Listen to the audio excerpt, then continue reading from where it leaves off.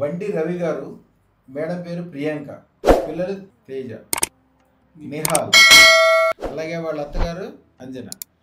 యాక్చువల్గా 2 సంవత్సరాల క్రితం మీరు అదృష్టం పెట్టుకున్నాక చాలా బాగుంది. యాక్చువల్గా నా ఫోటో కూడా వాళ్ళ దేవుడి రూమ్లో పెట్టుకుని పూజ చేసుకుంటున్నానంట. అంతా బాగుంది, చాలా పెద్దగా ఉంది, పెద్ద పెద్ద ప్రమాదాల నుంచి తప్పించుకున్నాం. వారినే అడిగి ఏం జరిగింది, ఎట్లా జరిగింది అడుగుతాం. ఎన్ని రోజుల క్రితం అదృష్టం పెట్టుకున్నారు? 2 years కింద. 2 years.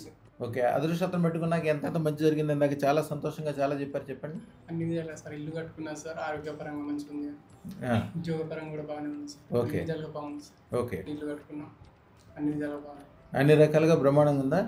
మీకు ఇప్పుడు అర్థమైందా 100 కోట్లకి వెళ్ళే మార్గం దొరికింది, 100 కోట్లు సాధించగలని? సాధిస్తాం సార్, 100 కోట్లు ఖచ్చితంగా, గ్యారంటీగా అవుతుంది. మీ నోటుతో ఏదంటారో అదే అవుతుంది. ప్రియాంక గారు, అదృష్టంతో పెట్టుకుని 2 సంవత్సరాలు అయింది. మా ఫోటో కూడా మీ దేవుడి గదిలో పెట్టుకున్నాను.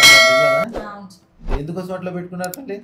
మేము అదృష్ట రత్నం తీసుకున్నాం కదా సార్ 2 years కింద, మాకు అంతా మంచి జరిగిందని మేము ఫోటో దేవుడు రూమ్ లో పూజ చేస్తాం. అమ్మ, అదృష్టం పెట్టుకున్నాక ఎలా మీ కుటుంబంలో కానీ అట్లా కానీ?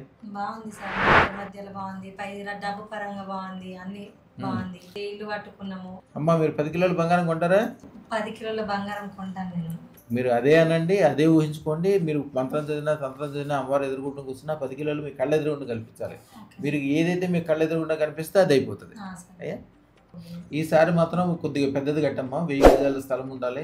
దాంట్లో 3 అంతస్తులు 4 అంతస్తులు అద్దెకించుకోవాలి. 5 అంతస్తులు మీరు ఉండాలి. కమర్షియల్ కాంప్లెక్స్ లాగా ఉండాలి అనుకోండి. మీరు కోరుకోవడానికి ఏముందమ్మా, మీరు కోరుకోండి, అమ్మవారే తీరుస్తుంది. మీకు తెలుసు కదా మా అదృష్టం పెట్టుకున్నాక పవర్ ఎట్లా ఉంటుందని.